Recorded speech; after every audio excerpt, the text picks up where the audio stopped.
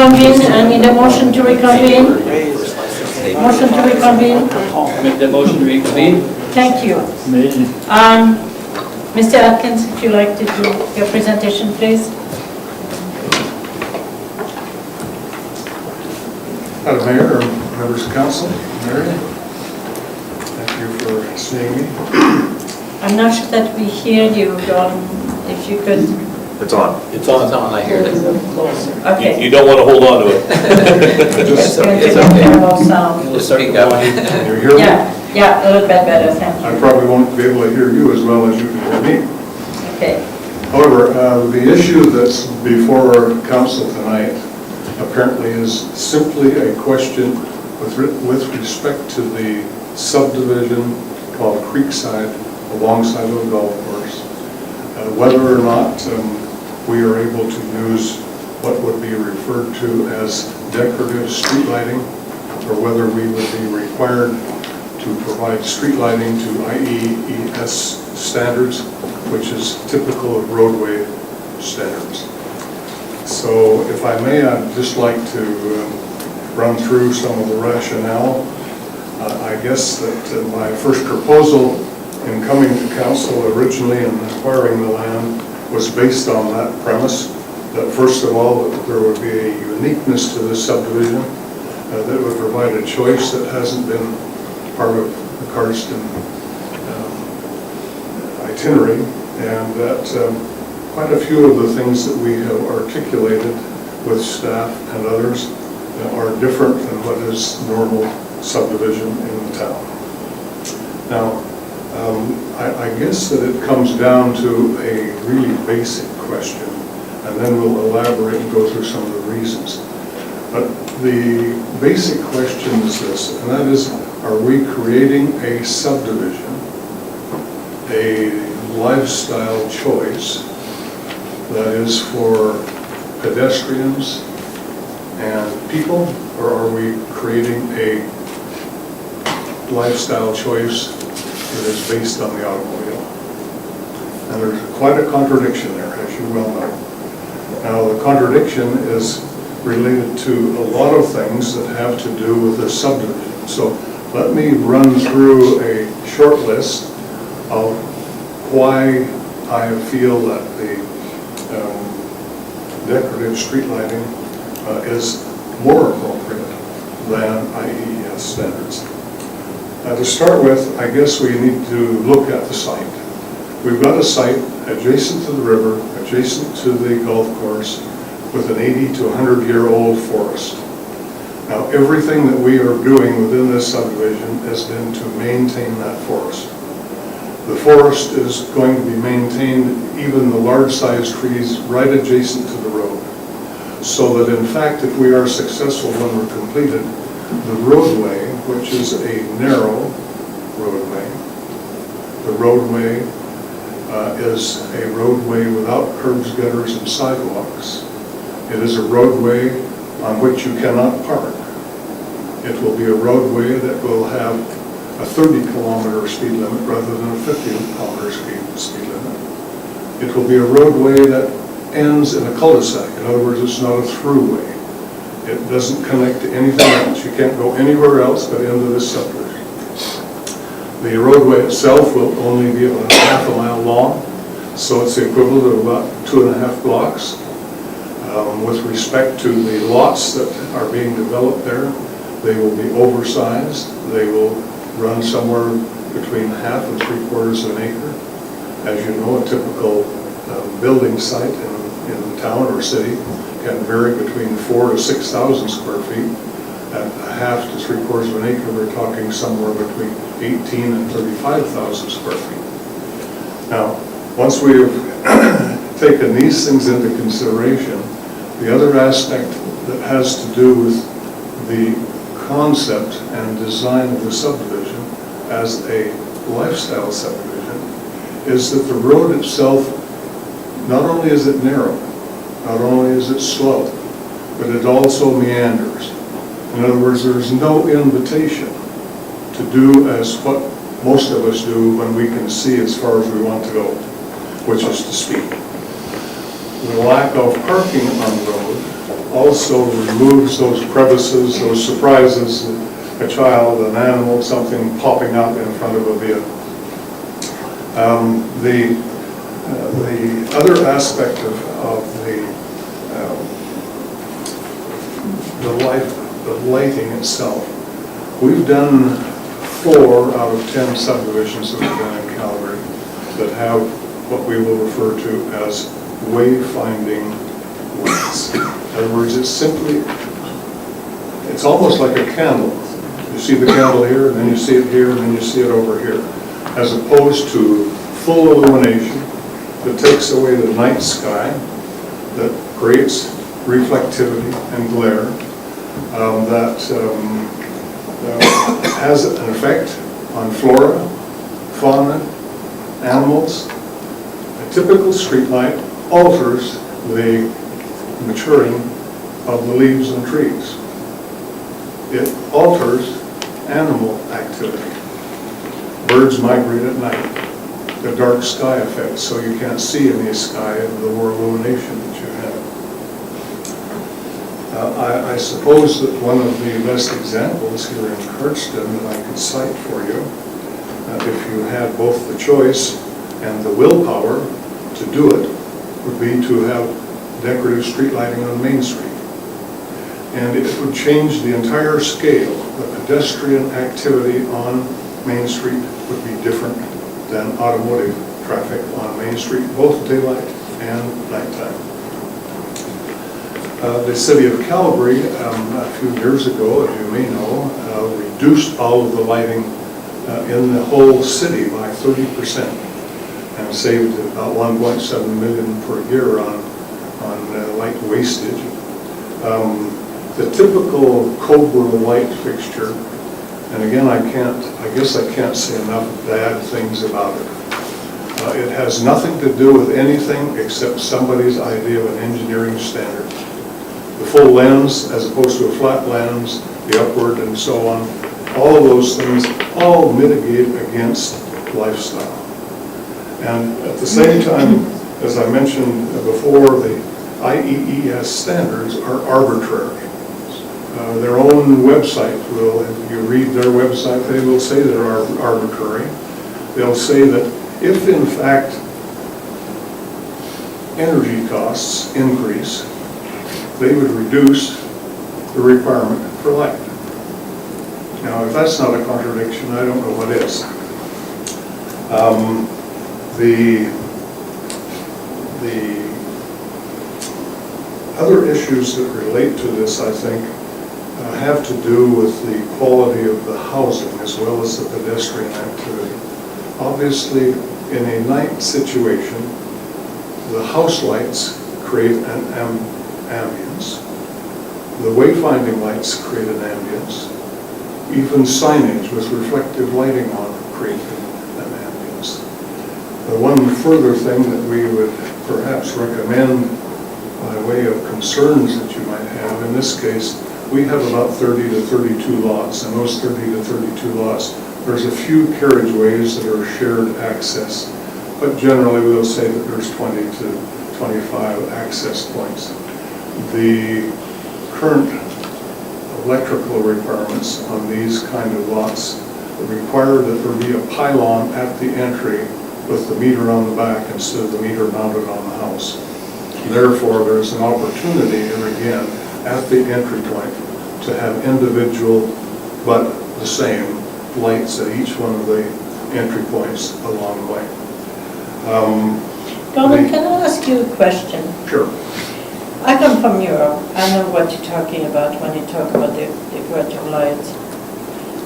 My question would be, I don't have the answer, I'm not an engineer. I would want to know, do they produce sufficient lighting on a small road to create safety for the driver, whom you know, when it's supposed to 30, that's 50? There's obviously, again, I guess the best way for me to answer your question is in part what I was implying. I'm obviously with the dairy there, I'm on 9th Avenue. As you well know, at the top of at the highway and also at the bend of the other highway, there's a sign that says 70 kilometers an hour. You now have a new extension to your trailer parking that is right adjacent to that road.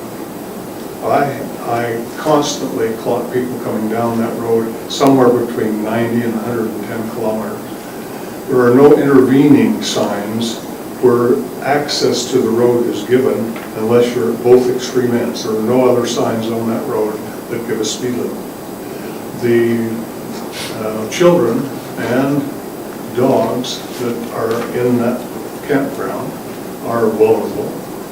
But all you have to do is look at the top of the hill and look at the top of the hill and have a lighted situation that's a straight thing that you can see the entire way. And what is the challenge?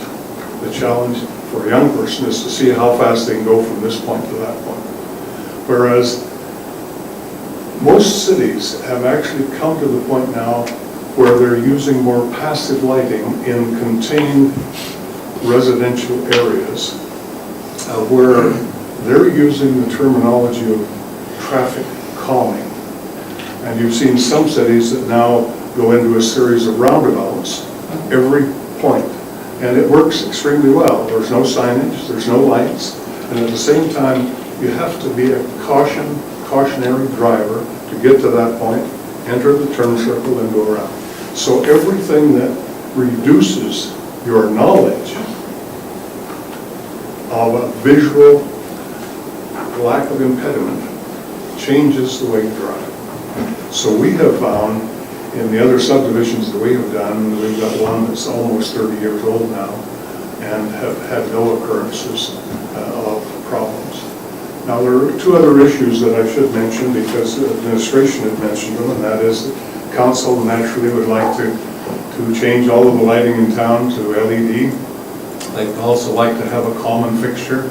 They'd like to have stock in the back room so that if something gets run over or falls down, that you've got something for replacement. My only response to that is, first of all, there are no lighting fixtures that have been around where you can get all the parts for 30 years. Each 10-year time session, something on those fixtures changed. Having said that, I've said to administration that in this particular case, we only need 10 fixtures in there for wayfinding, that I would be prepared to buy 2 or 3 extra fixtures and the additional parts that are common parts that fail, so that the town would have those in stock. The other question obviously is the insurance question. And your insurers do the same thing they do on every other single thing. They calculate the risks and say, if you take this risk, we charge you this amount. If you take this risk, we'll charge you that amount. For the small length of the road that's involved here, I have no idea, no way to predict what your insurance premium would be increased here or down on Main Street if you made the choice for people instead of automobiles. But in this particular case as well, I think in actual fact, I can show that this road and this design and all of these elements put together is a much safer road than any of the roads that are currently in town. The other point I would make to you, obviously, and that is that even when you have IEES standards of road lighting, doesn't guarantee there won't be an accident. There are accidents all over the town, and there will continue to be. So it's not a, there's no guarantee in that respect. Thank you. Councillor Bengry, you wanted to ask a question.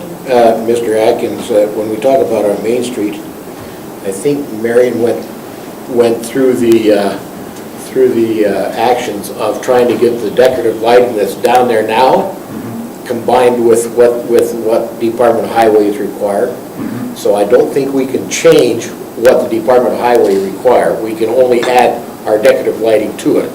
So to change all that lighting, I don't think we can do it. No, you may miss my point. Yeah, but my point on 9th Avenue was simply to say I live there. Yeah. And I know what's going on there because of the way the road is designed. The road is designed for traffic, not for people. And yet all of this council know where is a road that most people walk and run on? 9th Avenue. They run up both sides of that. What I'm saying though, I'm not concerned about that here tonight. What I'm concerned about is strictly internal of my subdivision, Creekside subdivision. And within that area, that is not controlled by highways. That's all controlled by the town. Okay, Councillor Creed first and Councillor Bengry. Okay. Well, Gordon, from an architectural standpoint, I understand perfectly, I think, what you're saying and what you're trying to create. I've been through in other areas where I've been in through communities that subdivisions that are the type that you're describing. They also usually have speed bumps as well in there. Yes. And usually when I look at on Google Maps, they say that this is a private road. Yes. Is this what you would like to see? Good question. And Marian's already asked it. And I guess that I don't want to offend you as members of the town by my answer. My first choice would absolutely be a private road. And it would be a private road for several reasons. Number one, council and the town has nothing to do with it. They have no say. They can't create restrictions on the people that are living there. And people who have money and want to have a choice will insist on a choice. And if you don't provide it for them, they'll go somewhere else. Now, having said that, this is Cardston. And being Cardston, I can suggest to you that I don't think that the buyers, most of which I believe will probably be from out of town anyway, maybe returning community members or maybe new members, will not have the level of sophistication or the expectation within this town to have a private road. Many of the roads we've done are private roads, and they work great.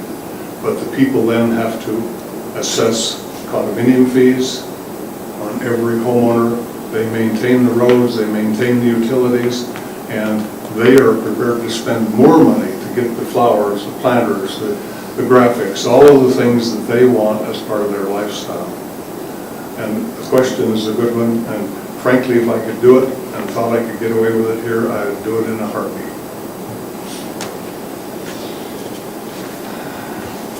Thank you very much. So, I just would like to have Councillor Bengry carry on this I've discussion. got a question to ask Marian. If the residents or the designer signs off on this lighting that they accept full liability, does that take away the town's liability? No, because all of this infrastructure transfers to the town, and it does become a town road, and that's the difference, as Mr. Atkins was just describing, between a private condominium style development and what we would call a traditional subdivision. This subdivision that Mr. Atkins is doing is not necessarily traditional because it has some unique characteristics, but there is no way that they could waive the liability for the town in the future. They can mitigate through some of the things that Mr. Atkins has talked about. The risk could be somewhat mitigated. Any other questions? Councillor Edmonds, do you have an opinion? No. Councillor Barfuss? Councillor Creed? Councillor Barnes? I've just got thoughts running through my mind, and I'll reserve them for Okay. now. Councillor Peavoy, any questions? Okay, well, thank you very much for your presentation. Council will look at this and try to understand the issue and try to see what we can do regarding the lighting. Thank you.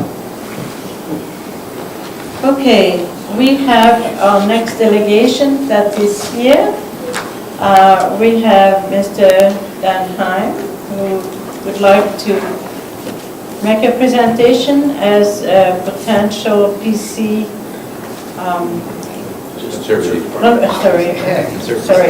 conservative candidate for the next election coming. Thank you, Mayor Kronen. Doesn't want to be painted with the Redford brush. Yeah, it's one of the great things to be able to say in this campaign. We are not the Alberta PC party. Yeah, sorry. I have a little material, if I may, if it's okay, I'll pass these around. I've got more, can make more available, so we'll share them 2 apiece if that's okay for now. Just to give you a little bit of background on myself. My name is Dan Hine, as you can see. I come from Medicine Hat, but I originate from Castor. Castor is where I grew up, and I left there out of high school and moved to Medicine Hat 35 years ago, and became enrolled in a Bible college there, and completed their 4-year degree to get a Bachelor of Religious Education, is what they call it. And I proceeded from there to pastor for a couple of years in that denominational conference, and learned in that time that that was not the fit for me, and I went from there into business. So the rest of my adult life, I've been directly involved in working with customers, one at a time, groups at a time, but figuring out if what I have to offer computes and in fact will work to the advantage of the customer. And that is how I've built my life, is at figuring out how to add value. And when I look at this role, the role of representation on a federal level, there's a certain part of the role that is by definition abstract and high level. They're trying to, in the words of one former prime minister, they're trying to solve fine, delicate problems with blunt instruments. But it's an arena that requires a tremendous amount of consultation and a tremendous level of tremendous depth and vibrancy to relationships. And I think that I notice on your strategic plan schematic there that intergovernmental relationships is one of your key points, one of the key things you want to develop. And that is one thing that I would offer to you, is a tremendous commitment to being accessible, to being present, to being extremely interested in what's going on, whether it's figuring out what should be done better with lighting in your, there's probably very little the feds can have to say or do about that, but these are the types of things that I would want to be involved in and know about, so that if there is something that can be made available, I would want to be in the loop and be in a position to help you get your hands on those types of things. I think that one of the great values that I can bring to the job is an actual appetite to know people, to meet people. One of the things I enjoy most in life is walking into a room full of strangers and leaving that room with a bunch of first name basis friendships. That's one of the things that I value most in life. And I haven't been to Cardston a lot, but during this campaign I have been here more than once a week. And my commitment as a member of Parliament, even though I'm over 2 hours away, I think it's actually 3 hours if you observe the posted limits between here and Medicine. Nobody does that. I let somebody else drive when I can. But it's a great distance, and that's one of the things that I want you to understand about me is I also have an appetite for the road. I have a job right now for the last 8.5 years where I drive to work in 10 or 15 minutes. It's a few kilometers. But I have a vehicle on which I log between 45 and 50,000 kilometers a year. I like driving. I like the road. I like what the road does to my soul because it connects me with other parts of the country, other groups of people. And I would certainly embrace the chance to make that part of my job. So coming to see you, coming to hobnob and hang around and participate in different things that you're involved with, that would be something that I would be extremely keen to offer.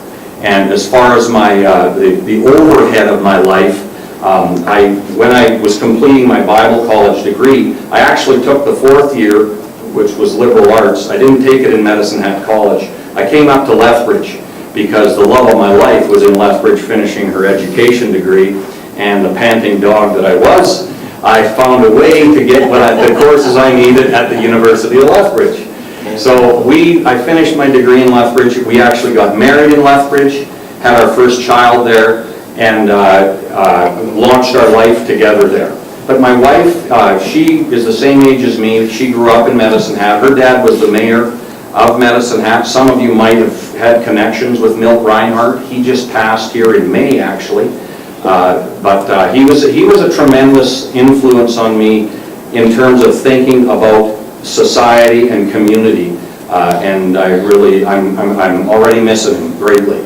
Even though we had a lot of collisions ideologically, we had a lot of harmony in the way we wanted things to be better for the average Joe on the street.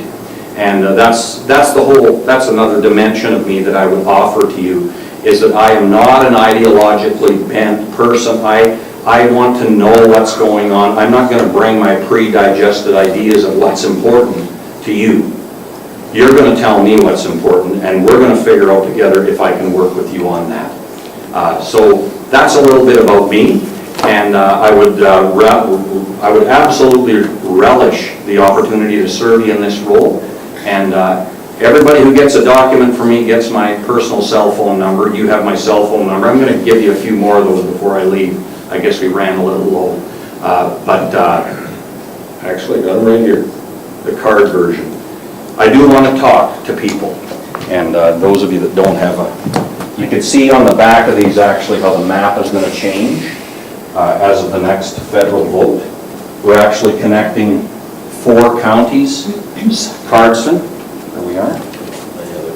Thank you. Sure. Cardston County, Warner, 40 Mile, and Cypress, plus the Blood Reserve. So it's going to be a tremendous sweep of southern Alberta, and a lot of people look at that map and react with consternation and like, what in the world are they doing now? But really that map represents a tremendously complex grouping of very, very vibrant communities of people. Cardston is a fine example of that. Like, it's fantastic to me to see the types of things, just a little bit that I witnessed here today, that you're trying to work, always looking for better ways of doing things.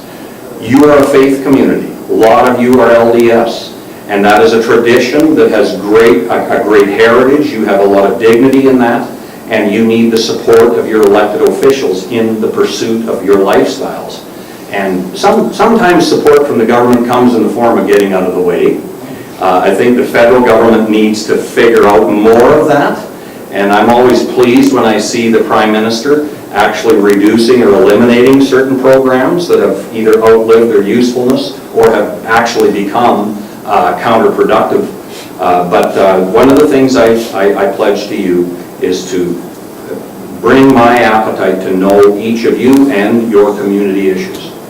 And that's who I am, and that's what you get. Thank you very much for your honest presentation. Thank you. Thank you. Appreciate your time today, folks. Thank you. Thank you. All right. Just as a matter of housekeeping, at 7 o'clock, we will try to have voting. All right, so now we need to move on, and we need to move on to 7. Have we got South Grove here? Have we what? Have we got South Grove here? No, we'll do it just as it comes. Okay, so we need to look at requests for decisions, 7A. Thank you very much for Thank you. Thank you for your delegation presentation. Thank you.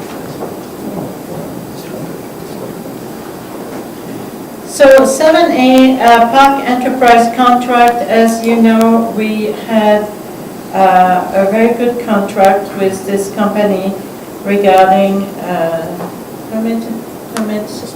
inspections. And the recommendation of administration is to renew that contract in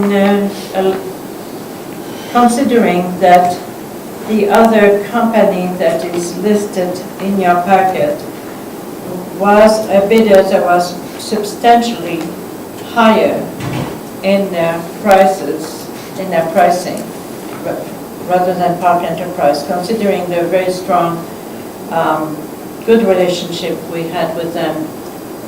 We would ask to retain them. Madam Mayor, has Park Enterprises increased their services to us, the costs? Okay, if you look at the different prices, were you given the prices in your packet? Yes. Yeah, okay. So if you looked at the prices, certain services are a little bit more, some services a little bit less.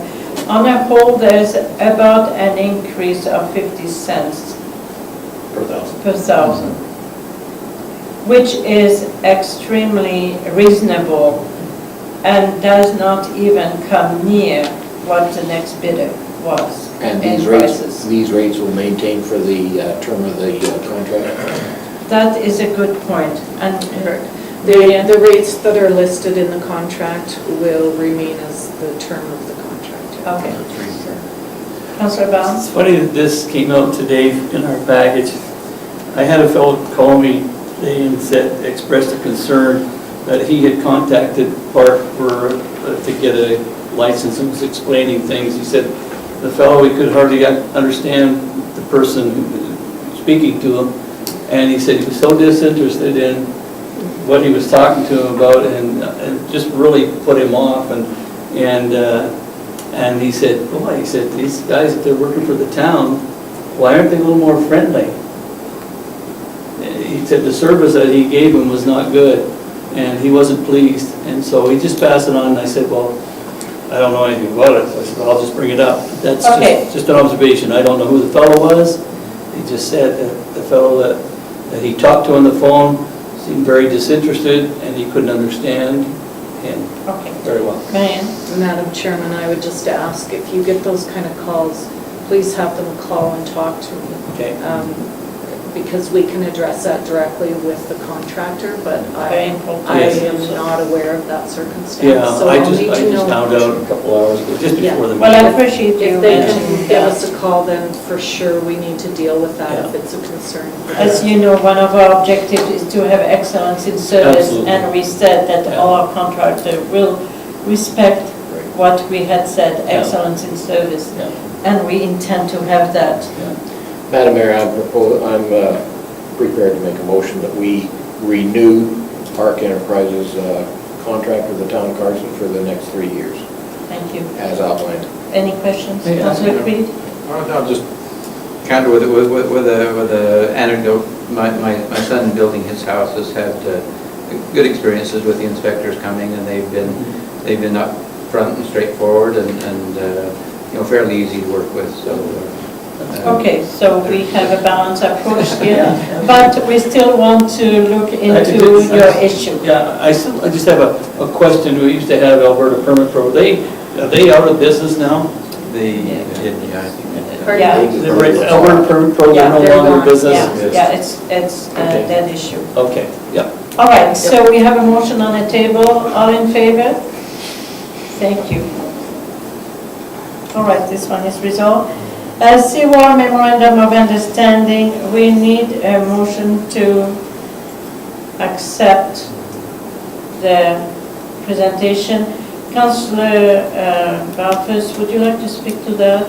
I would. I have a question. As I went through the material, Chief Mountain Solid Waste Authority is listed as the, and Chief Mountain's not a member. Yeah, that's true. So it's a little bit of an issue. I'm a little concerned with the proposal put before us when the membership that's being pulled on this isn't the membership. You know, it's an excellent observation because you're correct. Each municipality is individually a member of CWAR if they choose to be so. So you're right, so maybe the way the memorandum is written is maybe not appropriate. The memorandum itself, I think, is good, and I Needs to be don't have a problem reworded. with it. Okay, so maybe administration could be directed to address this issue before we can make a recommendation. Makes that motion. Thank you. I think we're still showing Cam Francis as the chair. Yeah, good job, Councillor. Okay, Mormon Trail Committee terms of reference needs an approval. Councillor Barfuss, you sit on that committee, maybe you want to address this issue. Councillor Bengry? Councillor Bengry, what did I call you? I give it to a new committee? Well, I'm looking I think it starts with a V, that's okay. We have met twice, and these are the terms of reference that we are proposing to each one of the town's representatives, and we would like to have, because it has to be approved by the council, that this is what the council wants. Essentially, what you're proposing is an addition of a member at large for each community. Exactly, but also that we need to approve that this council is in overall favor framework. of the overall framework of the Mormon Trail Committee. Okay, are you prepared to make a motion? Just a question. Can we have the motion and then you have the question? I'm prepared to make that motion that we approve the terms of reference as presented on the Mormon Trail Committee. Okay, Committee. thank you. Councillor Barnes? Are we adding a community Yes. member? Yes. Is that what it is? There isn't one at this point in time? No. Okay. It's a member at large. Gotcha. So who gets to suggest the members of large? Yeah. That's a very good question. Marian? I was just going to suggest that at the next meeting, you could bring some names back to recommend to appoint to that committee. Okay. You want So, those names to come from the council members? If you will send Yes. them to administration, then we can put them in the package. yes, you need somebody who is interested in tourism activity, economic growth, this type of thing, because, and church history, all that is linked together and would be helpful. And if we so have you're somebody aware, like that. all 12 members will have voting privileges. Yes, Jeff from our administration sits on that committee. good. Okay, so we have another question? Yeah, just a Councillor reminder for me, I'm trying to think back to all the times we've discussed this, but the financing of the committee is coming from the municipalities themselves. Correct. Is that- Some of portion them, of it. we just received a grant. from the- Marian, you may want to give us an exact detail regarding the funding of this committee. Well, the Mormon Trail Initiative originally was founded on joint marketing dollars from the region. So yes, we are funding it, but it's not membership-based. And then as it's in your package, there was a $42,000 grant that's now been applied for and received that will help them further their organization. Where did that grant come from? Province? Partnership program. Community partnership grant. Okay. Yeah. But just kind of a ballpark annual expense though, do we have? 16,000. 16,000 from Cardston. Oh, no. Excuse me. Altogether. 4,000 from Cardston. Yeah. Lovely.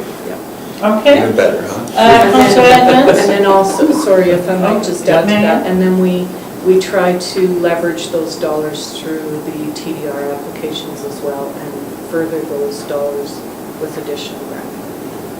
Okay, Councillor Edmonds? I might have missed it, but I didn't see anywhere in there where it says how many you needed for a quorum to be able to pass. Yeah.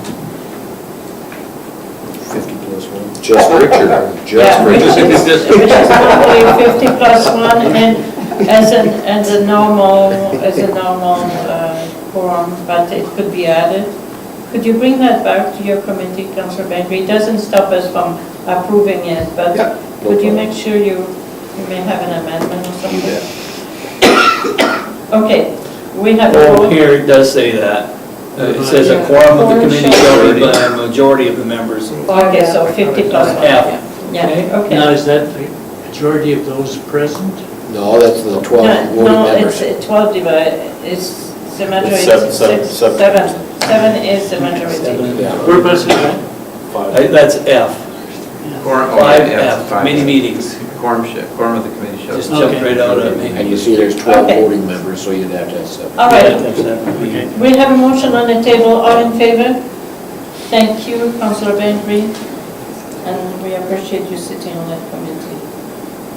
AUMA convention, what we need is a very soon, you need to give your name to Marian if you intend to attend this Edmonton convention? Do that right Soon now. as in. As soon as like tonight. Right now.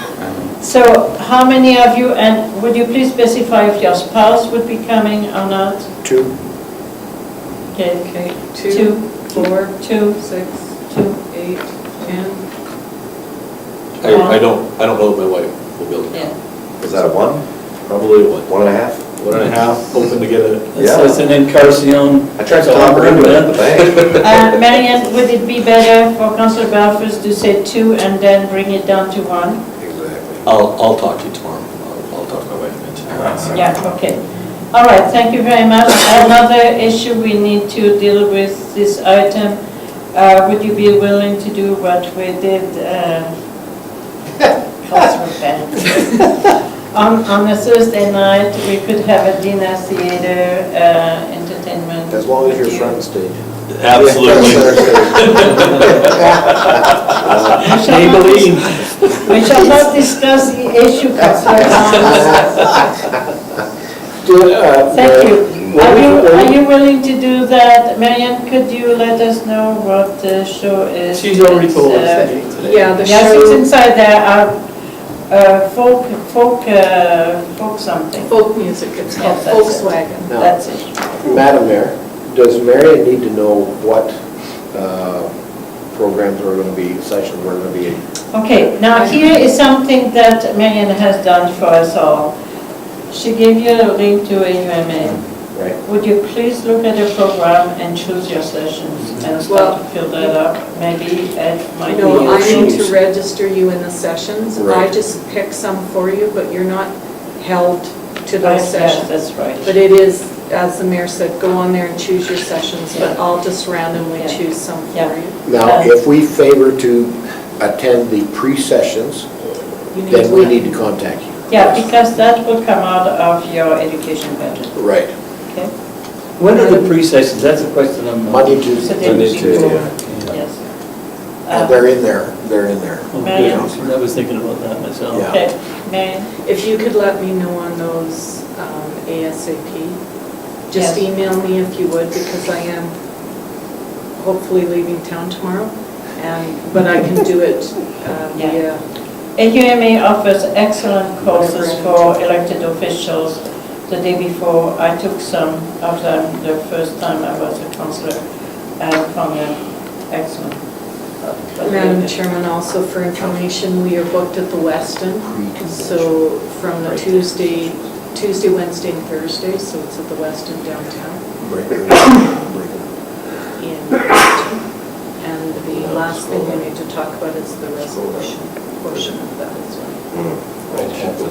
We Okay, have a resolution. if you see, if you have looked in the AUMA packet, if you remember, we submitted a resolution regarding the education taxes that municipalities are asked to levy on behalf of the province.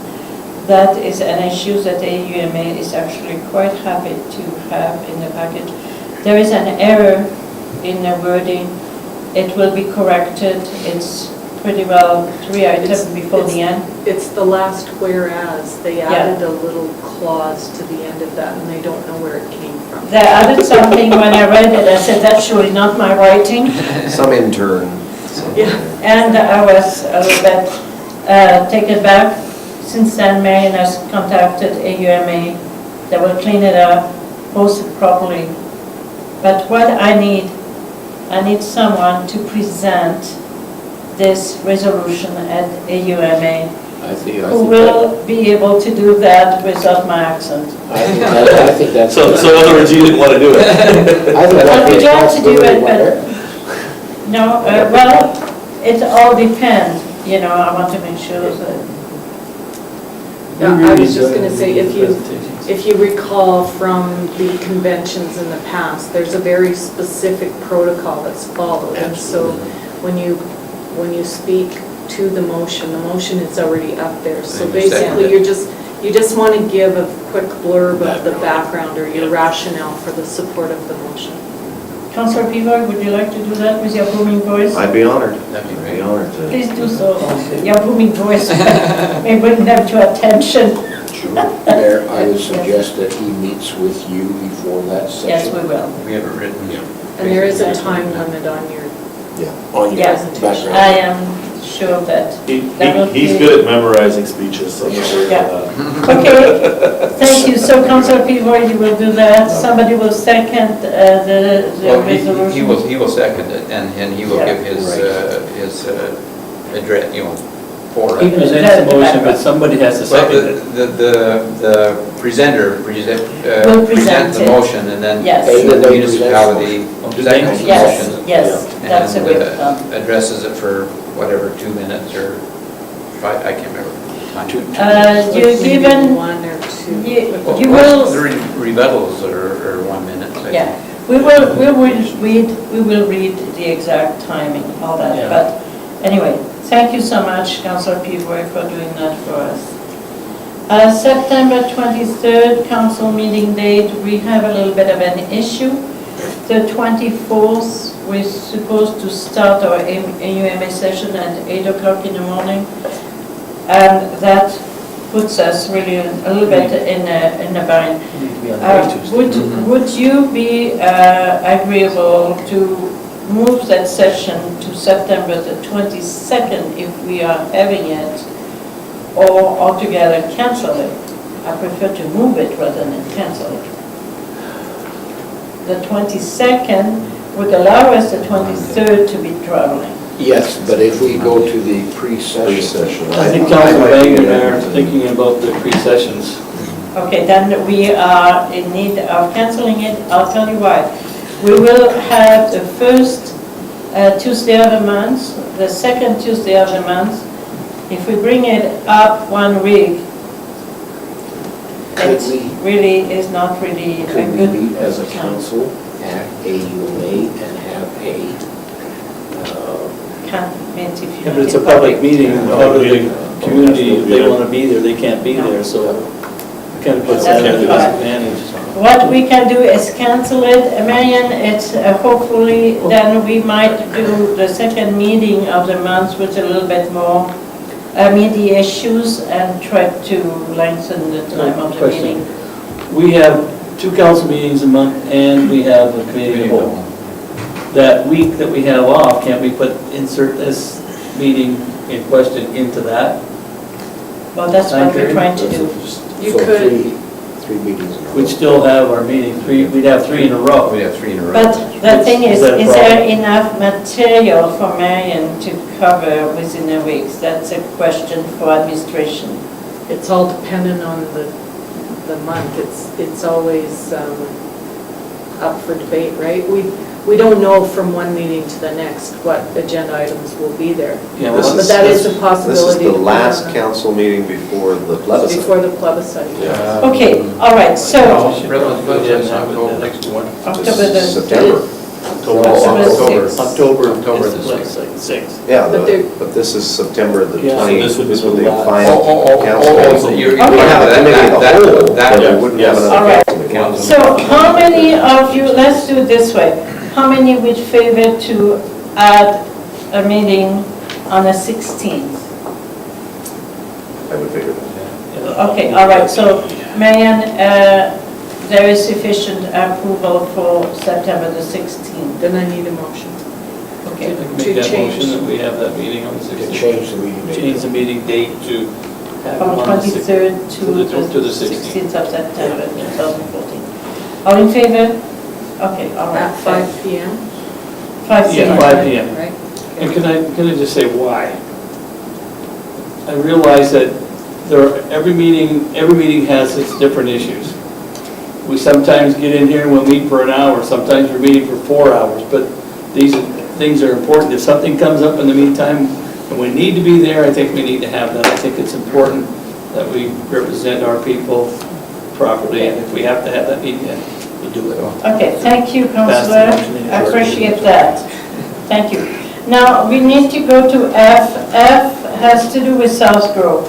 We need a motion to approve the Community Partnership Grant, the CP grant, for a municipal and regional project regarding the support for the investment attraction readiness of each member community. That is something we have already done in our town, but it's something that we are trying to get to all the communities, and then it will be one large regional document that will be made ready. Now, Mayor, this is stamped confidential. Should this be held in camera? No, that's not the one. That's something else. That's Do we not the have- South Crow Which one. one are we looking at? Yeah, do we have- We don't know, all what we It's need, just a single resolution. all what we need is a simple resolution to approve support for South Group. We are a member of that organization, and we're trying to get our grant together. In order to do that, we need approval of each community. Madam Chairman, the resolution is on the table in front of you. Oh, It is thank for, you. The I believe, the village of Carmengay is Right. the managing partner. This one here. Which one? Municipal. Oh, okay. Okay, would you like to, somebody can? I'd be happy to do that. Go ahead, Councillor Peavoy.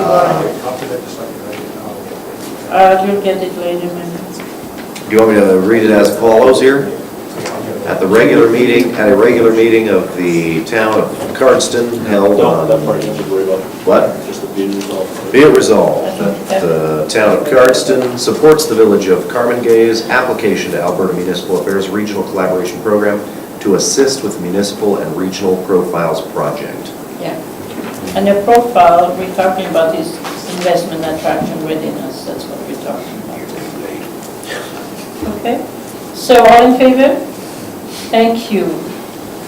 All right, now Councillor Peavoy, you were talking about 7G regarding the use of the building to allow the population to be informed regarding fluoride, but it is from a specific point of view, which is to remove the fluoride. Actually, Do I no, it's understand that? completely neutral, It's and neutral. both sides will be invited to participate. Essentially, I recall, as we decided as a council, that we would have the plebiscite, and then we would allow, I can't remember the exact terms, but we would allow the town, the citizens of the town, to educate the public on, that would be their responsibility.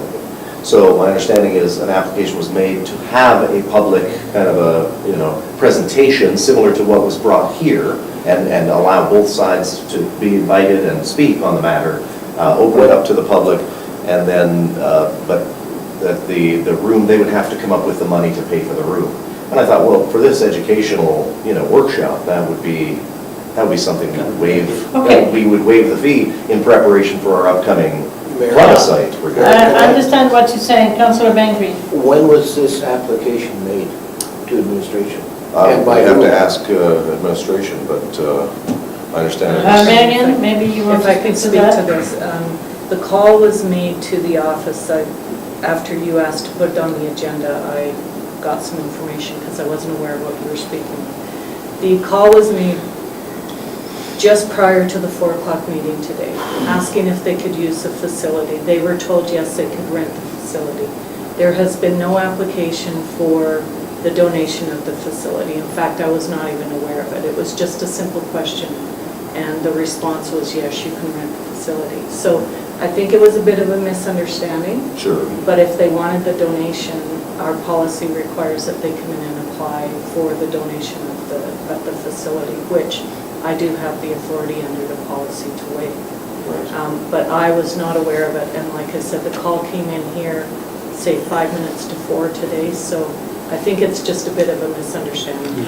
Okay, all right, considering that, Councillor Peavoy and administration, can you maybe iron that out and try to understand Well, what's going on there? I'm just curious, is it the intention of this council that these chambers would be available for that education we hope the public receives? Well, I would think that it makes sense, but there's still a certain protocol and process to be followed, right? I mean, we like order, and that just appropriate Right. to follow certain regulations. The purpose is fine, but we need to follow certain step. Administration otherwise is in total disarray.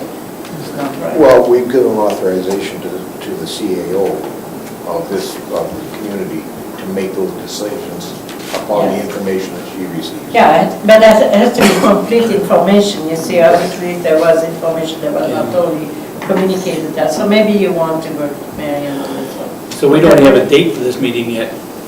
Well, I don't have enough information to be able to answer that question. So, Councillor. exactly, so maybe you want to connect with each other? If you received a call, then just suggest that they call and speak. If it's in the morning, they can talk to me, I'll still be here. Okay, Okay. all right, so that would be fair enough. And then in September, we'll have all that ready and application made 1 month before. I think they were looking at roughly the 15th of September. Okay, 1 month before is fine, we just need to have it submitted properly, okay? Thank you very much, appreciate you bringing that up to us. Okay, so now let's see. There is a financial report that has been there and is quite thorough. I had one question for Marian regarding the revenues of taxes, and 3 million and some bits.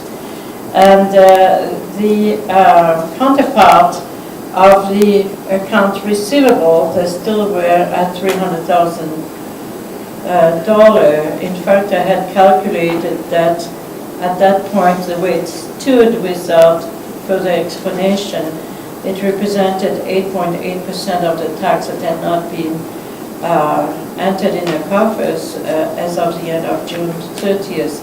So I wanted Marian to give me a little bit more information and inform us all regarding that account. Yes, Madam Chairman. That is 97 properties. As of July 31st, we had 217,000 outstanding instead of the 300. As of July 31st, 2013, it was 194,000. So it's not substantially higher than it was in 2013. Almost 32,000 of that is grants in lieu, which we will get from the province, which they do not pay penalty on. Okay. Just so you Isn't it too bad? It's always late, but it's forthcoming. Okay, so $162,000 is still outstanding, which would represent about 4%, something like that. Okay. And Jill will have some focused effort on collection of these. There is a couple that wouldn't traditionally have had outstanding taxes, but the majority of them are sort of, would be a repeat, I guess. Okay. Are those repeat, can I just ask something? Are those repeat ever willing to go on a tip program? Well, the difficulty, Madam Mayor, is that once they're behind, it's difficult to get caught up enough to be on the tip program. But we do try to work with them to get a payment program in place so that they don't end up in the tax sale position. Yeah. Okay. But we do work with them and try. And I know that at the end of the year, we're always very, very low in outstanding taxes. Yes, our staff works very hard to. Yeah, we're extremely low. We were less than 1% last year, which was quite amazing. I guess one question I have. Go ahead. When was the last tax sale that we actually had here in Cardston? We had none last year. 2005 or 6. We almost I had can't recall. So the year. it's very low, very rare. Yeah. Normally, when it gets to tax sale,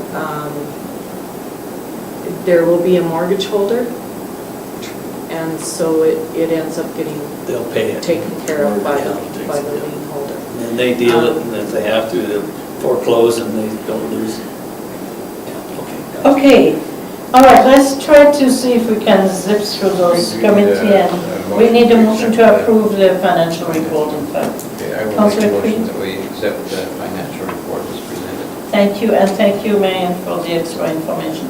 All in favor? Thank you.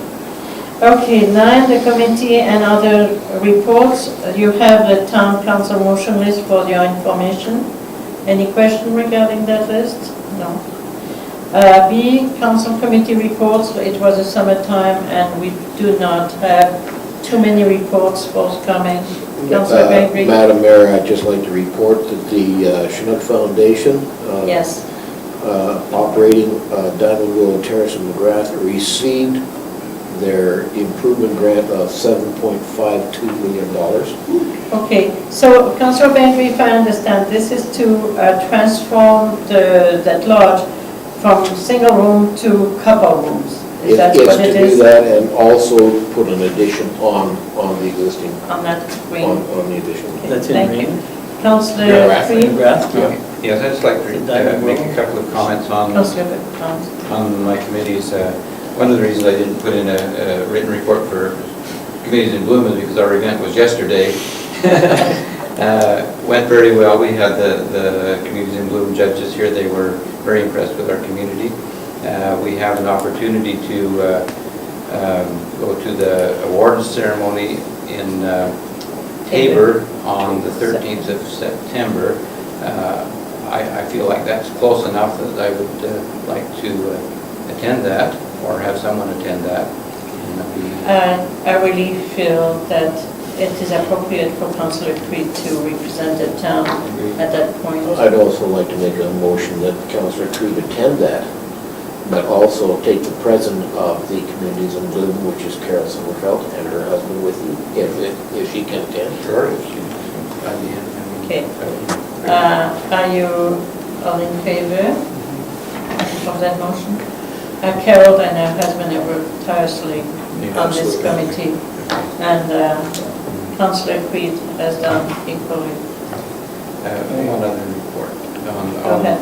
This is on FCSS, and I just want to bring this up so that you can all be thinking.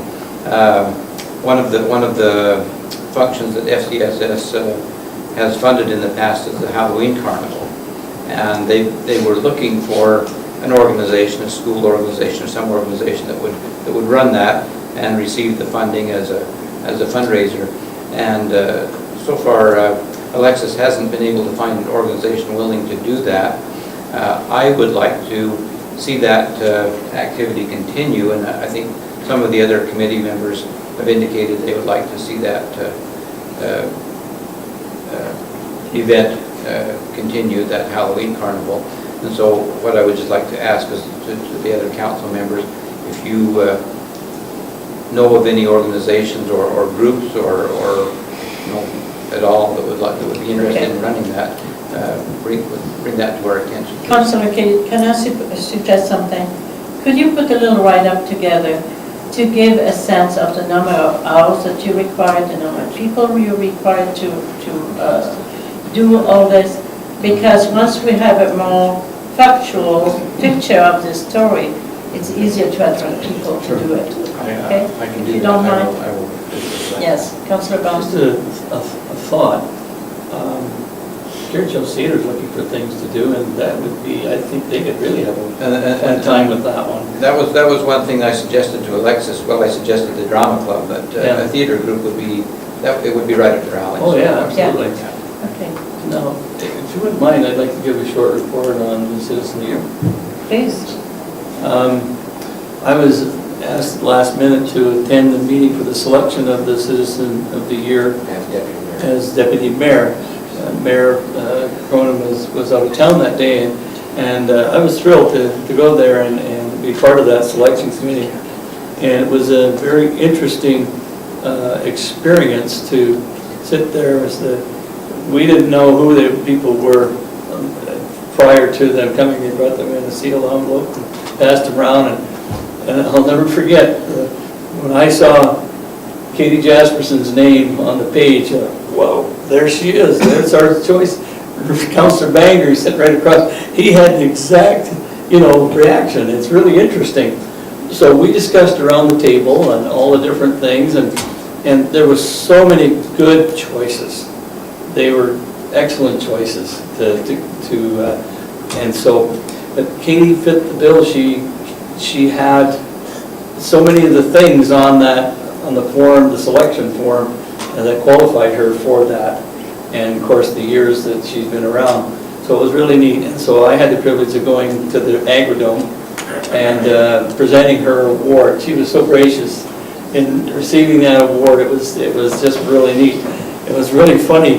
My wife and I went out there, when they announced her and brought her in, of course, I was given the mic, and they brought her in the carriage, and they just kept going around and around and around in there, and people were cheering for her. It was really a big deal. It was really fun. And so I thought they were going to bring her over to me about 5 times, and I had to keep ad-libbing on the mic and explaining her qualifications and stuff, and getting more cheers, and it was just really neat. And finally, I asked them to bring her over, and it was a thrill.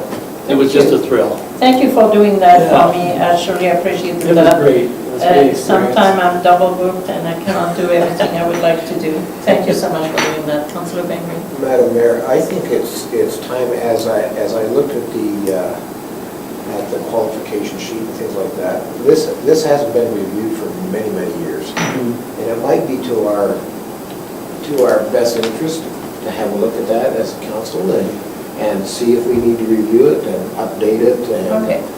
All right, so maybe Marian could put this on the And one other to-do thing, list, and we will bring before we that move on, forward. one other thing. I really feel that if the Citizen of the Year award is to give the nature of the award its full benefit, I think that there are many possibilities throughout the year where our Citizen of the Year can be present. And as a reminder to the community, I don't want to see it put on a shelf and it be forgotten, after, just a quick, blurb there. I think that there are other opportunities. The volunteer thing in September, she could be mentioned. There's just lots of different ways that she could be honored, or in the future where that Citizen of the Year can continue to receive that recognition, because after all, it is the Citizen of the Year, not the Citizen of the Heritage Day. Thank you. Good point. in addition to that, I would like to see us make one more Citizen of the Year and choose a Youth of the Year. Well, I think that's a great idea. Okay, that might be fitting with what we're trying to do with Mayor and Youth Council. Yeah. It might be fitting. Great idea. Thank you for the idea. Okay. Anybody else? Councillor Edmonds? We didn't have a meeting this month. We met with Don Godfrey in regards to this history that he wants to write about Cardston. He's basically looking for little stories that people can send him. What he's trying to do is determine what his audience is. What his audience is. Oh, okay. Is it an adult type thing, or is it something we write for the youth to get involved? So he wants to get people's information on what they think, who the target audience should be. The other thing is, we got an interesting donation of $7,500 from the county. They want us to store their archive information. They have a concern that some of this stuff is going to get lost. So they're going to, or hopefully trying to convince them to do that for $7,500 a year. Yes. We'll accept the $7,500 right now and work on the rest of it later. Thank you so much for your involvement. Do you want to talk a little bit of renovations on the building? Okay, renovations are going great. These two fellows we have working on the building are excellent. They have, at the entrance where the sandstone meets the cement at the front entrance, was all broken away, and they have patched that so it now looks just like it did when it was built. They had a big problem with temperature. The temperatures are unusually high, and what they found out that when they put the repointing mortar into the joints, it changes color in the sun before it dries.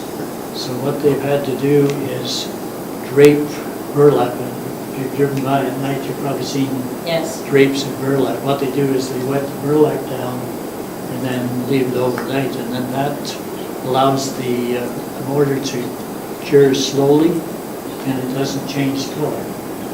But they'll probably be here for another 2 weeks, and then that time, then the $60,000 will be used up, and we'll start over again next year. Well, I'm really happy to see that building cleaned up. It looks really great in its cleaned up stage and with the hole filled up. Councillors, I see you passing all sorts of notes. Can you help me here? My stomach is growling, no, no. Yeah, I was just throwing out an idea. Okay, if you don't mind, it's maybe Councillor Creed.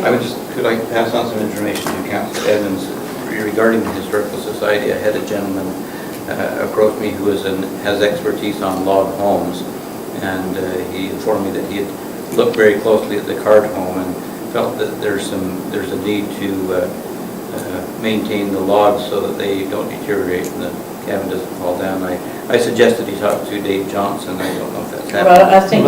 I just wondered if you could be aware of that so that... Actually, the town owns that portion, Okay. so anything should go through the town. Well, okay, then I'm informing the council that, anyway, that I was informed that the Card home logs could use, he doesn't feel like it would be prohibitively expensive to do it, but that might be something we want to consider. Okay, The other thing we have to do is get approval from Heritage right, people exactly. before we can do anything. Just a second. Yes. Concerning the card home, that was done a few years back by Beezer from Hebrew. Heber Beezer. The logs were whatever they call it, re-chinked, and some repairs were made in the structure, as well as the reunion center was done at the same time. Okay. I was told that the wood is deteriorating because of the UV rays and that it should be soda blasted and then coated with something to preserve the wood to keep it from... Anyway, administration will look into that. I'm sure they will get proper counsel on that. So that is it for the report. CEO report, you have that for your information. I appreciate Marian keeping us informed, and your report on the budget with the colors are quite interesting. I appreciate that. There's just one point of the CAO report that I'd like council to consider, and it's that I've been given notification that Doug Mundell is retiring the end of this year, and our portfolio will be transferred to Darren Adamson, who's also a partner with YPM. But I think it would be appropriate, we've worked with Doug for a number of years, for Mayor and Council to just send him a letter of thanks and wishing him well in his retirement. So. And in speaking to that, I really think we should also send a letter of appreciation for service rendered by our acting sergeant, which was Corporal Eckert, who just received a new promotion, a new posting in Fort McLeod. She's going to be the sergeant. She's going to be the sergeant. And I really have appreciated a very aggressive take on the issues in town, and felt she served us very well for the little time she was here. Okay, go ahead. Notice we got 2 11Cs. Councillor, we are on 9D right now. Could you go back up? You're on the CAO No. report, which is 11C. No, it's It's 9C, 9C. I'm sorry. Councillor. Well, okay. Maybe you're not. Well, ours it says 11. Actually, Aaron says 11C. They did it on Mine does not. my drive, they put it in 11. Okay, I'm sorry then, we don't have the same document. It's okay. I have 2 11Cs. It's okay on the agenda. Okay, all right, can we carry On on? the drive, it's... Madam Chairman, Yes. and just maybe one more thing to add to the CAO report that wasn't there but has come since.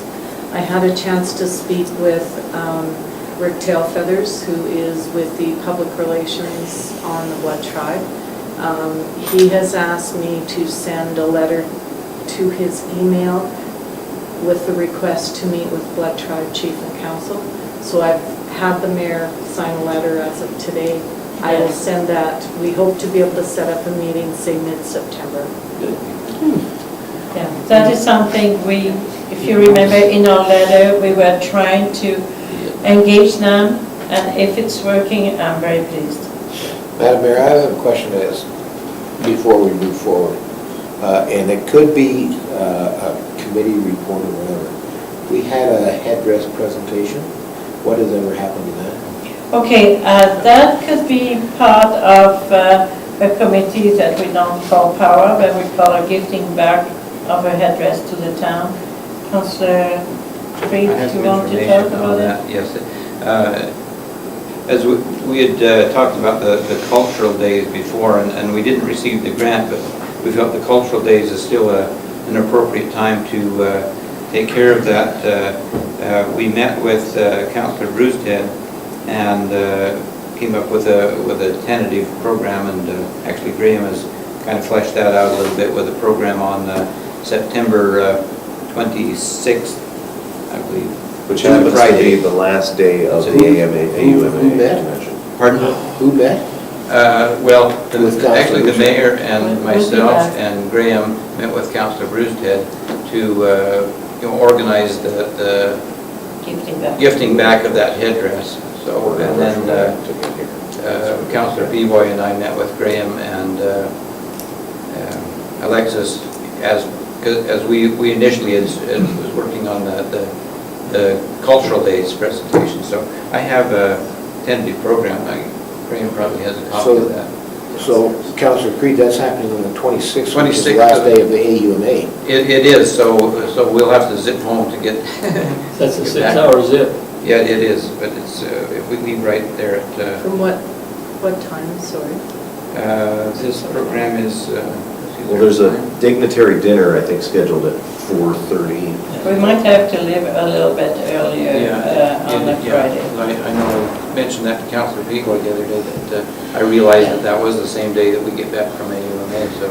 Is there another event where we could do the headdress? Well, it will be the Friday night, but there will be a program at the theater, at the Carriage House Theater, and there are a number of events with a speaker, dancing, a skit, kind of illustrating the circumstances of the headdress. Okay, so And the it's really Carriage House back Theater is in going to be big enough to house you then? We think so. I think we hope so. My next question is, are we going to bring the granddaughter up for this? They are in communication with that, and Councillor Brewsted is the one who is going to be contacting her. He has been in communication with her. Okay. It's a great-great-granddaughter at that point. Well, the costs associated with that, are we going to bear any cost? She never mentioned that she wanted to be reimbursed for anything, except all what she was looking for is to be graciously. And I told her I'll be graciously opening my house. And she's coming from States, South, is it Texas? She's coming from Texas? Arizona, somewhere. Is there money in FCSS that we can use for that? Some of her traveling costs? I think could it be best to leave that for the committee to kind of address? And will be maybe a better way to look at it. That is a question you may want to address. Okay? Yes, Councillor. Are we all required to be to this event? At the event itself? It's not required. In fact, I won't be able to be there. Like I say, I will be there, but you have to remember that we're trying to have the dinner with dignitary, but it will all depend with what is going to happen with this one. The idea was to meet with them all. This will be, I can't be there either, but. Neither will I. No, the headdress transfer and the meeting with the Blood Tribe Chief and Council won't conflict with each other. Okay, all right. Okay, well, carry on working on that and give us a little bit more information soon. Okay. All right, Volunteer Appreciation Night is September the 13th? Yes. September the 5th. Okay. You are all invited to participate in that barbecue? I need RSVPs We need tonight. to know- Alexis has not heard back from the majority of council, so. Well, yeah, Okay, it's up to so me. what's September the COP 5th? Which program. day of the week is that? I just want to know Friday. who's. Friday? Okay. I told them already. that- 2, 2, 2, 2, 2, 2, 2. Everybody 2. All council. 14. Tutus. There we go. Strategic plan report, as you can see, there are the benchmarks that we try to accomplish. Any questions? No? Okay. Let's go to 10, questions. Anybody has questions for administration or for this council? No? Okay, correspondence? How about our transportation is our opportunity to be able to sit with the minister at the UMA at this time. I would like Jeff to give us a little bit of an update. Yes? Madam Chairman, just to be clear, this is not an invitation to meet with the minister, it's an invitation to meet with staff. Right. Which is what Yeah, we did right. last year. So Like it's not as what we did useful as last it was year. last year. Yeah, exactly, you're right. I call it the minister, but I should have said staff because we were not well treated. Okay, Councillor, would you please, Jeff, would you please give us an update on the Highway 5? Sure. A while back, we had met with transportation again in Lethbridge with Albert Tago from Associated Engineering. There was a couple of things that transportation wanted to see us deal with. One of them was talking with Mr. Baird, who lives on the far west side of what would be the service road, and making sure that he would be okay. I've met with Mr. Baird. I've shown him what we're proposing, what we're looking at.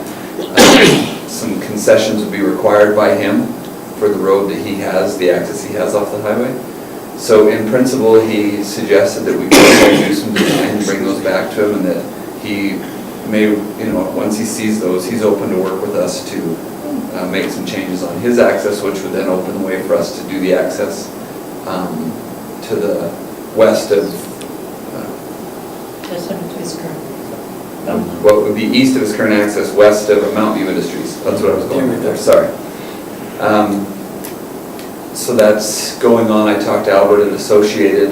They're going to start mocking up some options for design because we have to twin the highway. It's going to be a bit complex. So as soon as we get that design and cost, then we'll go from there. Okay, thank you very much for looking into that.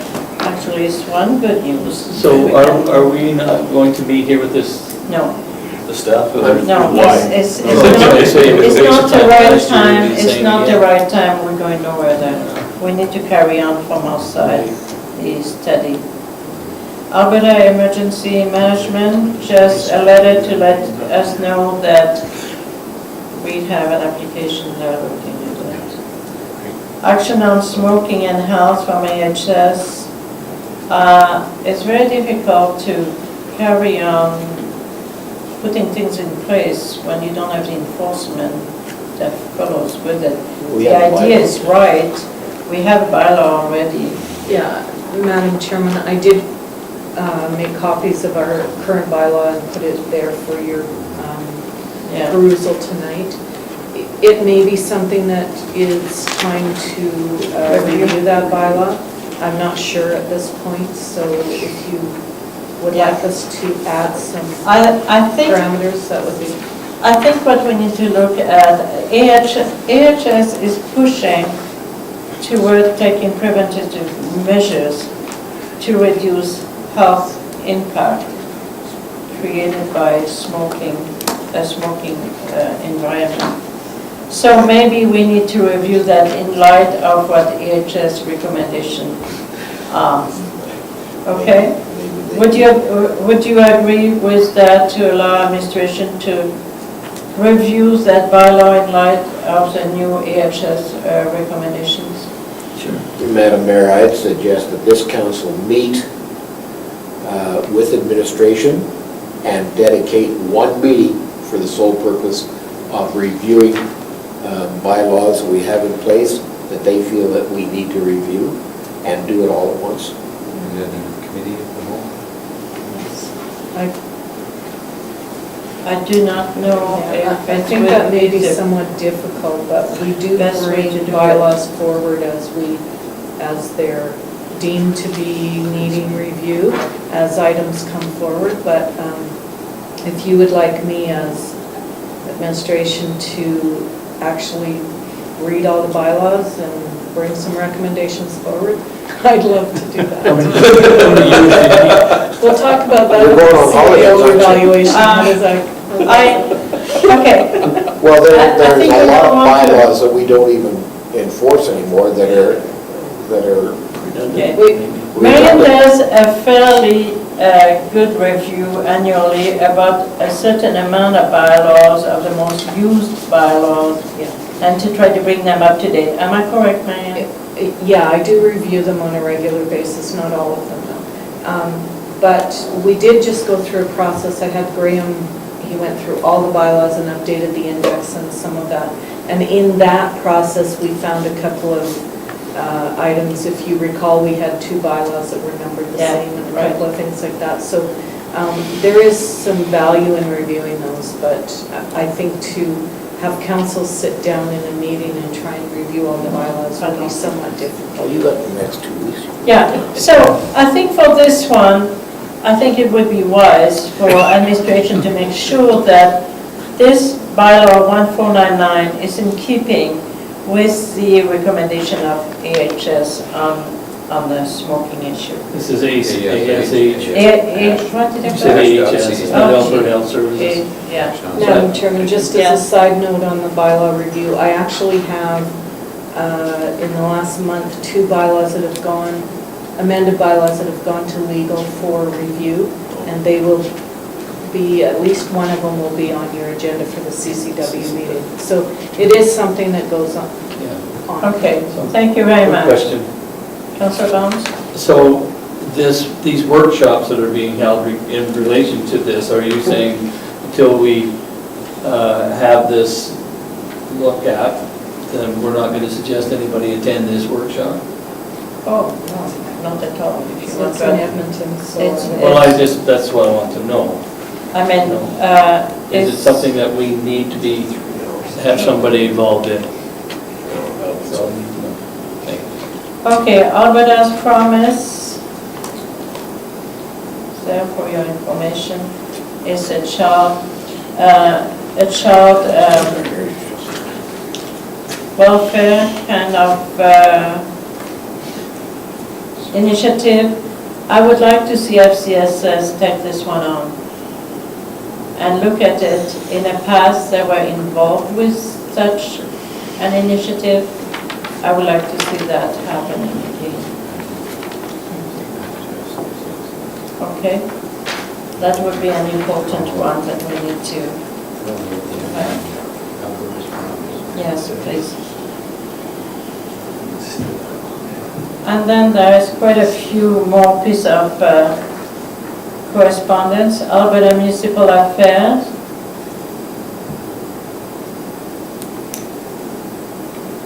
Any question regarding this one? No. Gary Bickman, MLA, letter that was there as a follow-up to our letter regarding the lighting on Main Street. The Land Use Secretariat, we have been informed that the Saskatchewan original plan is now published with some regulatory sections added to that document. I believe that administration should review that document and see if our bylaws are still fitting with that document.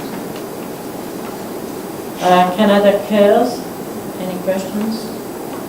Alberta Energy Regulator, if you remember, that is a new agency that has been created. They have been in their first year of operation. They have sent a whole report to administration. If you are interested in reading their report as a night reading, please do so, as administration to give you that report. It's fairly large.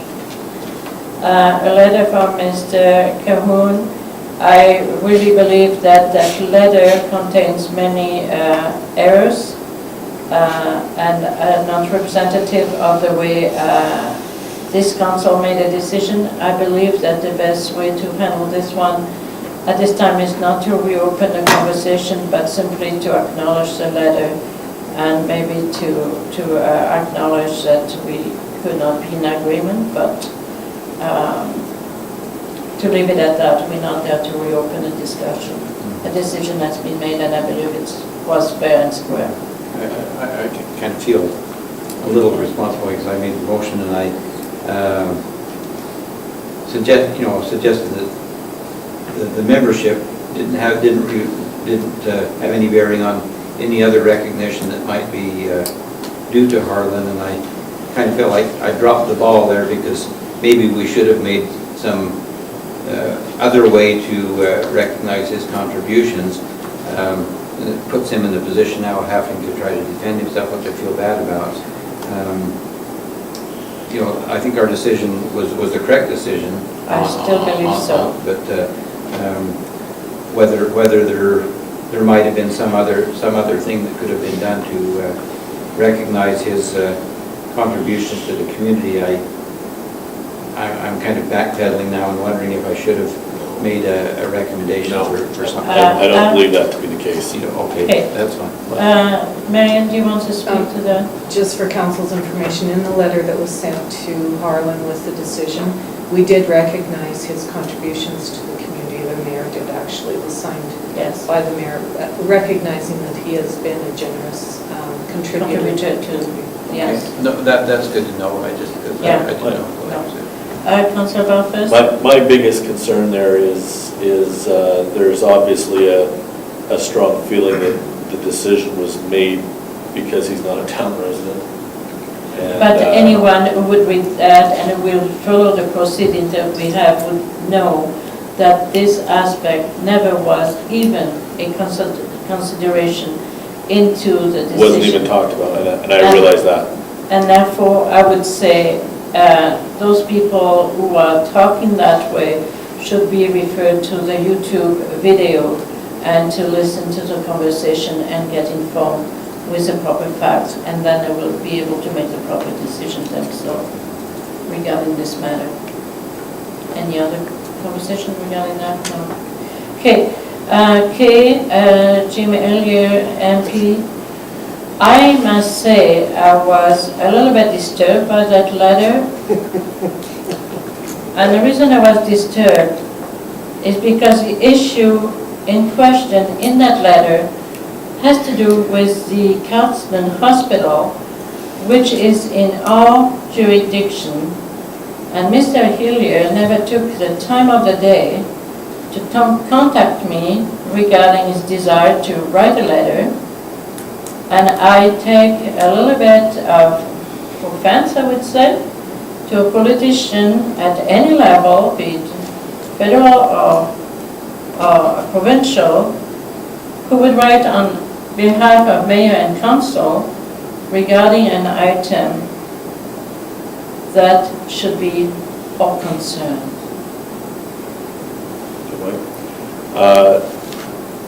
I'm not opposed to his line of thinking here and bringing those particular people together at the table, but we have a committee that's been struck that is dealing with this, and I really feel that this should have gone through that committee.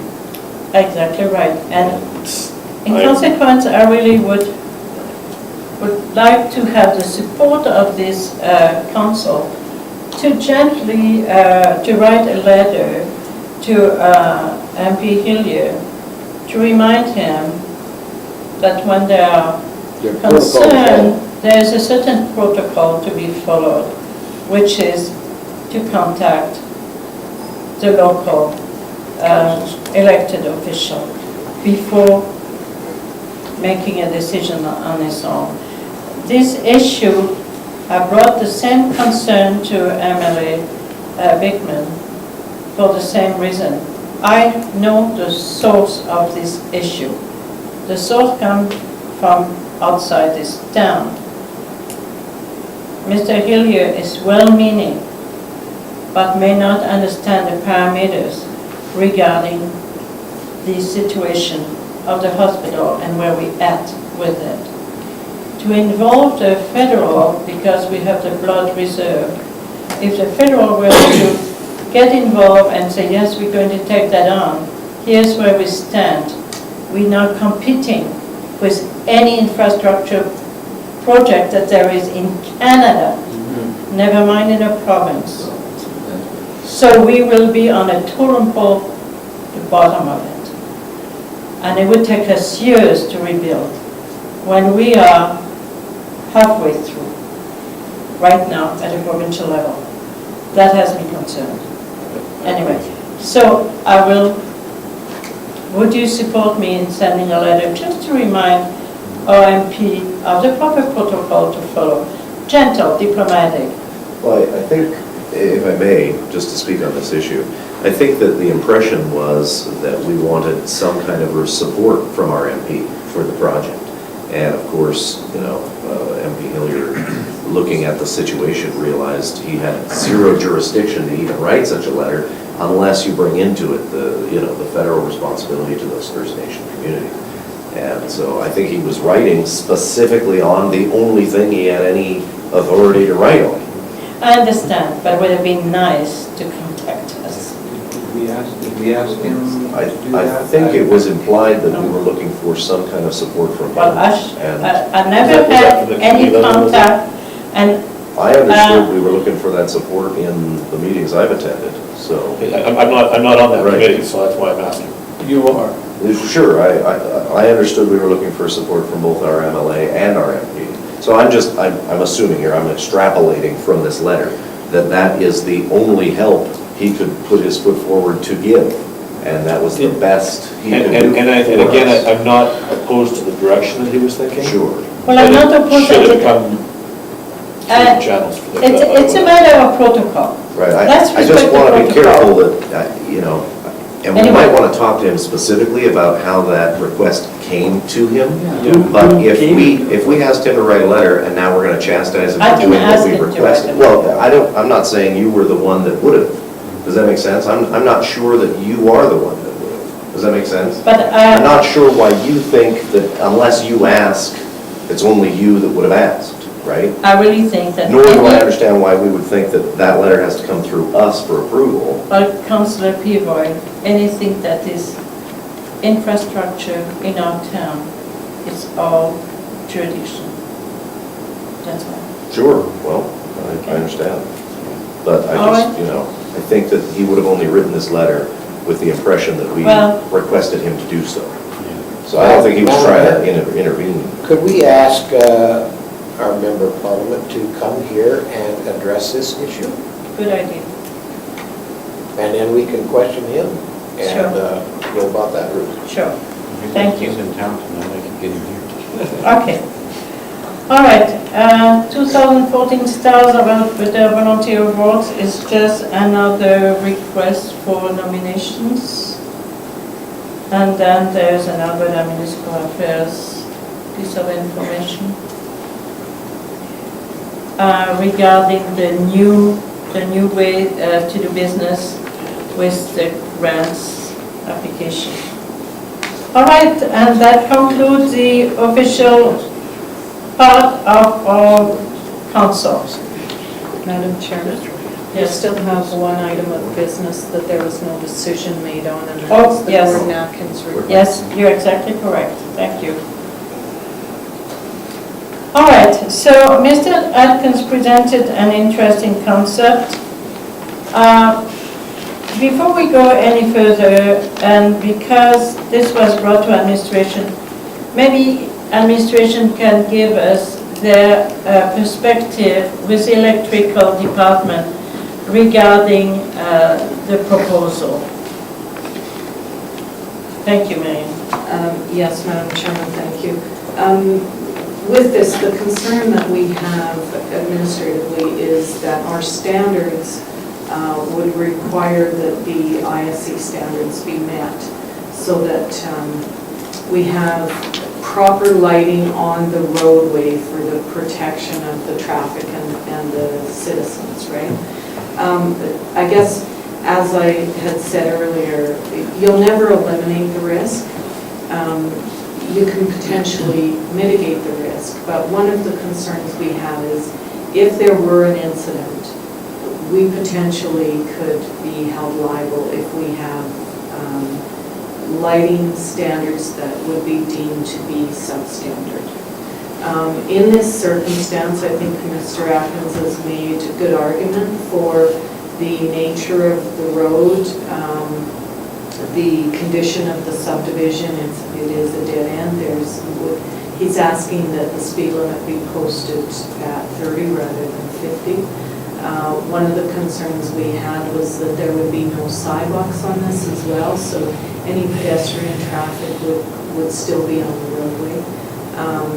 Our insurance company, we spoke with them and said, they've told us that, yes, that is a substantial risk.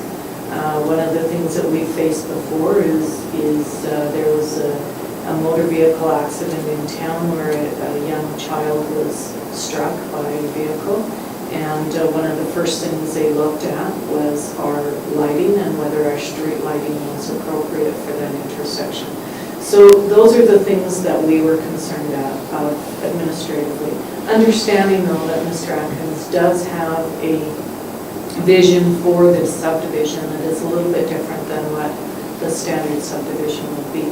But as the CAO, I was not prepared to sign off on it without council's blessing, because there is a risk attached to that. Councillor Barfuss. I'm just thinking of a golf resort community, Heritage Point in Calgary. If I remember correctly, because my son's father-in-law lived there. I don't recall any sidewalks there, and it was a real heritage thing there. I'm just wondering how communities like that, Calgary, Edmonton, how they mitigate their risk, because I remember going through there at nighttime and their lighting wasn't anywhere near what we have in the community. You know, well, it's a private course within the city limits. It's a private community, you know. It's a private road. The city doesn't own it. Yeah, but So that's there's what I'm no trying to issue. say is how is it that within the city limits of Calgary would be any different within the town limits? You're saying that we take over that infrastructure, we take over that road, That's right. right?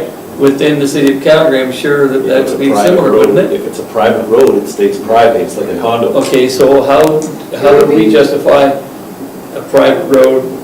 Well, he didn't want to do it. He doesn't want to do it that He way. didn't want to do a private road. Yeah, the difference is those subdivisions would be done under either a Bearland condominium agreement or condominium association, housing association. And they maintain ownership and responsibility for all of the infrastructure within that subdivision. There was a gated community, so they did have a security. So my guess would be that, yes, it was a condominium association That was of some Ellis's type. place. The other issue, I guess, here is, as Gordon said, I talked to him about this. You know, he's been a bit frustrated by all of the regulations that we have in place.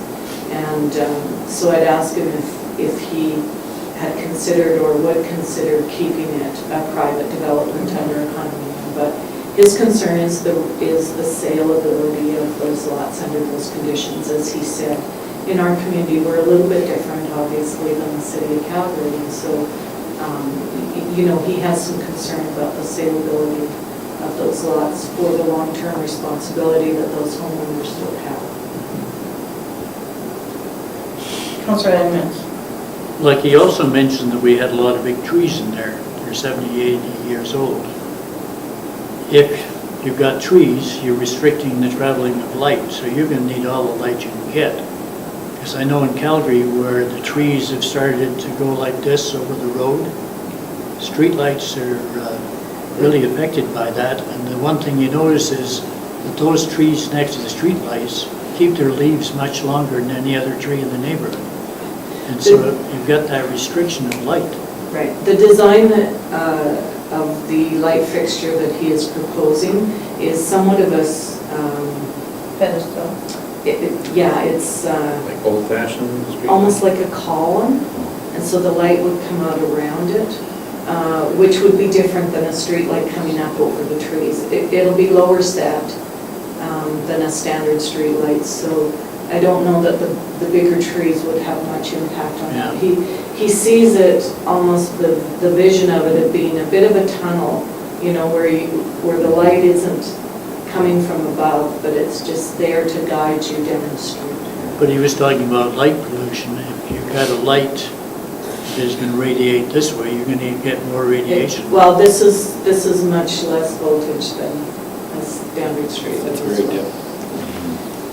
Councillor Why don't they Barfuss, use Councillor candles? Bengry. Councillor Barfuss? I'm just wondering if, and I don't know the process for doing this, but it seems to me that planning the light standards at this point before we have an approval on the subdivision may be a little ahead of the game. Yeah, what he's doing right now is all of his final engineering. And so this came from the electrical design company. And so we have to approve that. And in that process, this issue came before council. I hate to sound facetious, but I've drove around this town for many, many years at night. And if you go up 2nd, 3rd, 4th Avenues, the west end, there's no lighting up there. And at Halloween time, you got little kids running around. I mean, our streets are even very poorly lit when you consider that way back and we had to do something with the illumination or something like that. We had to cut it down. I mean, this might be even better lighting than what we have on our own avenues. Madam Chairman, one of the other points I probably should put forward here is that originally they had, I believe it was 10 standards that they were going to put along the roadway. He has agreed, as he said, to put an additional standard at each of the entrance to those lots. So that'll add to the amount of lighting down there as well. So it'll bring it up a bit, but like I said, in any circumstance when there's vehicles involved, or actually when there's a municipality involved, usually you can't eliminate the risk. There's always, there's always a risk because of the type of service that we provide to the public. You just can't simply eliminate it. Okay, so he would add some regular lighting. Not regular lighting, it would just be additional lighting of the same nature, but at additional locations. Okay, can I just ask, was that part of the original drawing Well, when the whole subdivision was designed? Was it, or is it something new all of a sudden? no, I believe that his concept has always been fairly straightforward and known by council. And some of you have heard him speak before. I don't believe any of you were on council when the original decision was made. So his vision for this subdivision, I would suggest that this has always been his idea of the subdivision, and he didn't. Was it ever discussed before? But going through the steps of approval is different than having a concept, right? But it isn't something new in this subdivision, it's just one of the hurdles that we have to get over regulatory ones. All right, so here we are faced with a choice: or we let that happen and we incur the risk of being sued, or we ask for proper lighting as we have it in town, and we would be covered by insurance. Well, we still run the risk of being sued, no question, But we would have insurance to cover us. well, we would have insurance either way. It's just that it increases your risk. You run the risk of being. It's not going to eliminate our insurance coverage. All right, so Councillor Creed, do you want to add something? Yeah, I'd like to ask Marian, if he was to add sufficient additional fixtures, could he meet the standards for street level lighting, No. even with his The deputy? IE standards, no. no way he could meet that with, No, he wouldn't have enough of those to make it, and it would substantially change his vision of the subdivision. So he could put in street lighting, but it's not obviously what he wants, standard street lighting. It's not what he wants to do because it changes the nature of the subdivision in his mind. Just one more time. No, I'm sorry. Councillor Brown, I'm sorry, it's Councillor Peavoy's I turn. was just curious, have we talked to insurance to see if this would include a rate increase or come back down We the have road? talked to insurance, and insurance has said that they would prefer that we stay with the IE lighting standards because it increases our risk. Councillor Barnes was, You might want to I take just it wanted to clarify, what does ST lighting stand for? and that's, That's what it says here, concerned about the ST lighting. That's what Leonard is Street concerned lighting. about. Oh, that's a street light. Oh, just, oh, okay, I thought it was a dial. yeah. Okay, thank you. Councillor Edmonds, I'd like to make a motion to extend the meeting. you're right. All in favor? Till Somebody? Needed Till 1 hour. 1 hour. 1 hour. Oh, no. Okay. Thank you. All in favor? Thank you. Thank you, Councillor Edmonds, for keeping us on our toes. I know, Councillor Bengry, you don't know. what Can't see the clock behind your head. All right, so now we need to make a decision for the development. Councillor Edmonds, are you in favor of such lighting or do you prefer regular lighting? I like standard lighting. Standard lighting? My concern is if we say, okay, that's a new standard, if I have a bedroom, the light shines into my bedroom and it keeps me awake or makes it hard to sleep, can I approach the council and have them put in one of these types of lights, which isn't going to be as bright? You know, is it going to progress from one to another? Councillor Barfuss? I actually like the idea of what he's talking about conceptually, but from the town's perspective, I would want to have the standardized. Councillor Creed? I agree pretty much with Councillor Barfuss. This is where I asked the question about the private road. I would try to encourage him as much as possible to make that whole thing a private road, and that way he takes the responsibility of a lot of other things that are on our concern. So, yeah, I would say if the town's got to be responsible for it, then he's got to make those concessions. If he wants to take more responsibility, I'm prepared to let him. Okay. Councillor Bengry? Well, we're here to protect the town. Okay.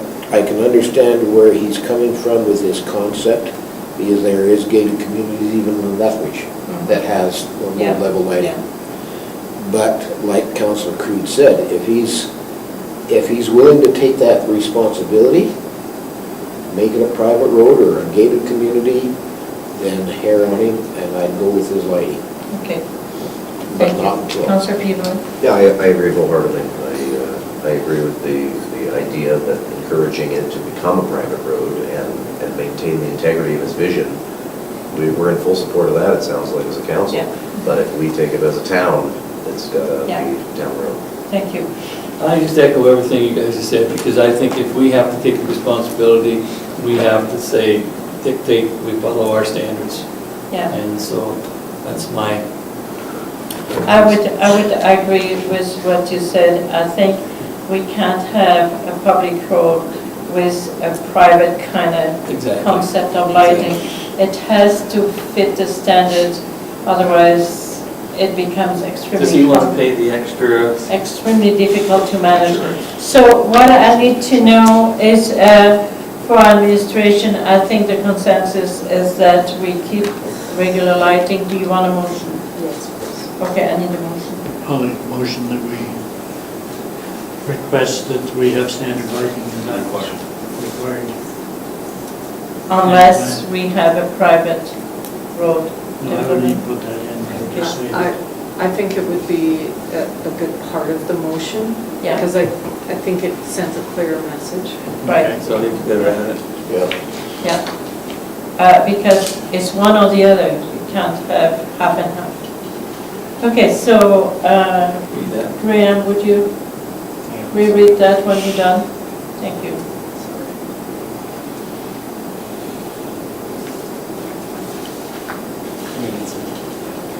It's all right, take your time.